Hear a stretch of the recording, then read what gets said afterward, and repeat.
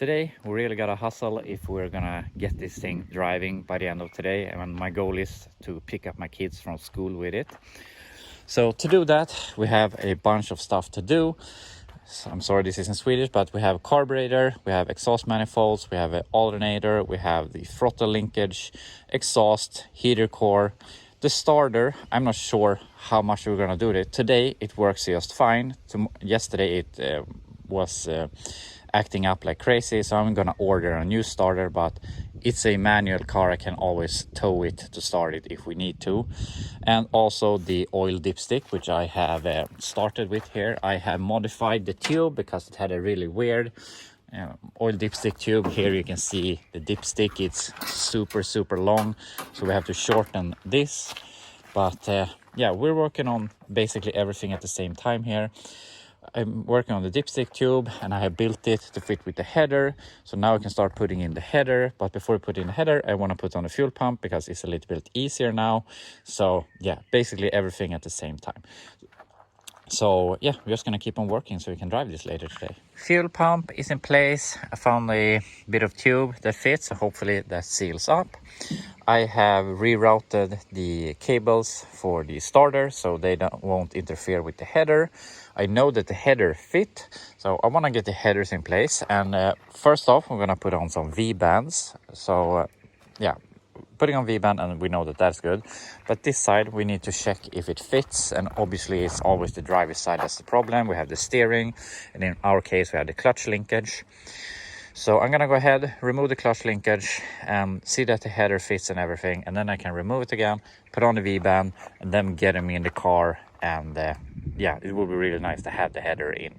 So yeah, that's the plan. Got the header in place, and it actually went in pretty easy. And it is hitting the lower control arm mount down there. So I have bolted it up here, especially on this pipe, since they had cut it, because it has these headers has obviously been on an engine with a dipstick tube on the driver's side. So I wanted to be able to bash down there, maybe take a pry bar and make some space without this moving too much. So we're gonna be able to solve this, and the clutch linkage is working for the most part. This lower lever is hitting the header, so either we can force it over to one side, or we have to cut it off and weld it maybe an inch or so to over to the middle. So yeah, I don't think this is going to be all that much problem. So, well, first of all, I want to fix the header, then we can put it in permanently, and then we can fix the C-bar. So yeah, bash the header.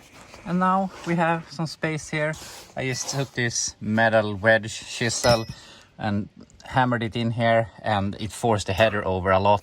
So I bashed the header back to dent the pipe.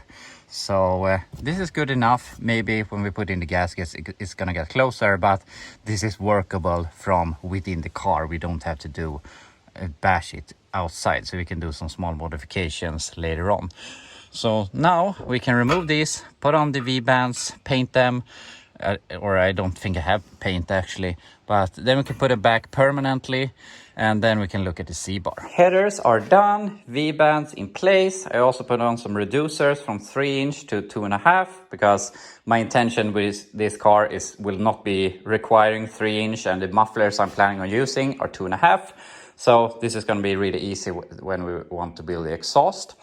So now we can just remove the exhaust pieces and put these in the car. That would be really nice to have the headers, and then we can see what we're gonna do after that. I found some hot paint, so I painted the headers. Gonna look a lot better, and it would be nice to get something in the engine bay that will break off from our little blueberry in here. So that's gonna look a lot better. So while those dry, I'm gonna go ahead and rob the alternator from the straight 6, and I'm gonna do some odds and ends here while the headers dry, because I want to get the headers in so I can get it down on the ground again, and obviously then we have to raise it up when we're gonna fix the exhaust.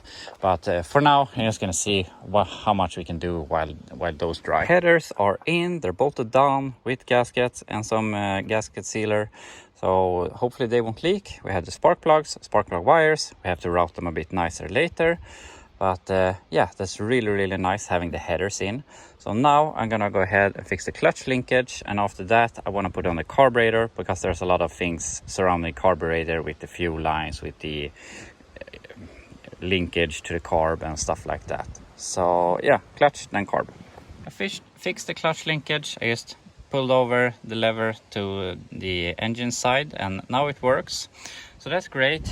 Now we're gonna put on the carb. I got a square spread bore adapter and we're gonna run this Edelbrock. This is not the same carb that was on this engine, because that has a seized secondary butterfly, so that's not working that good.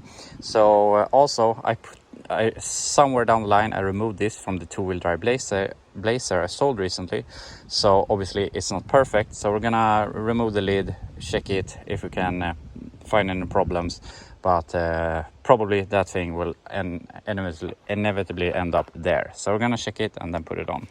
Took the carb apart, and besides being corroded, there's nothing blocking the jets or something.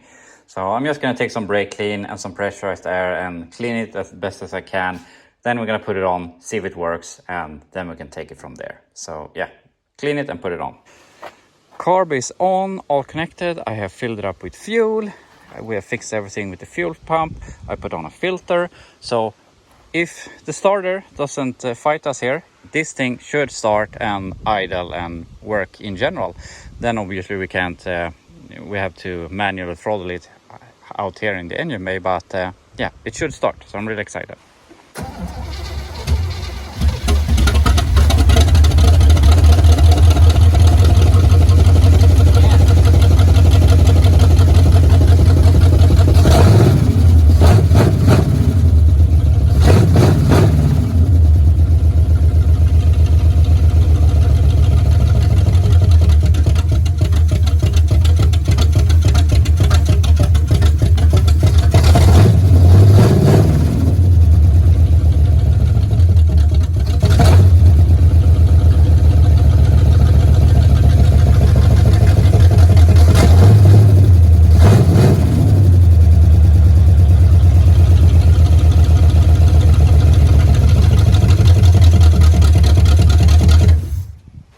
So fantastic, it runs, it revs, the carb seems to be working fine, at least for now.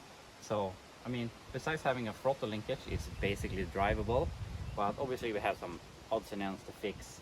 On our list we have alternator, throttle linkage, exhaust, heater cords, the starter is what it is, and we have the oil dipstick. So yeah, this is amazing.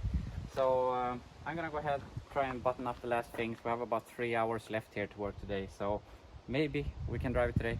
It isn't the end of the world if we can't, but it just would be fun to take it, partly pick up my kids from school today and partly take it to our midsummer thing tomorrow. So we'll see, but if we're gonna manage that, we have to keep on working. I fixed the throttle, and I spoke about that earlier on these.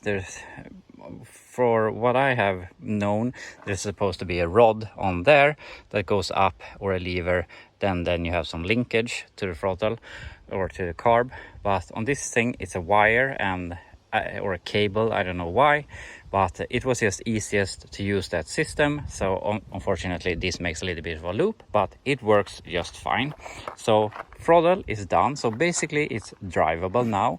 And to be able to drive this thing today and tomorrow, we basically need two things, and that is the alternator and it is an exhaust. So for now I'm gonna focus on the alternator.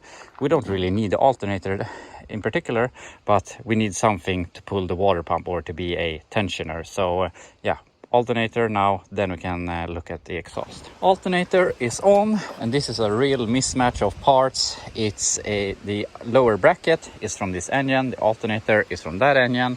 This bracket I had laying around, and the bolt here I had to make because it's Imperial and it's hard to find a bolt this long, but it works, it's plugged in and everything. So alternator is done.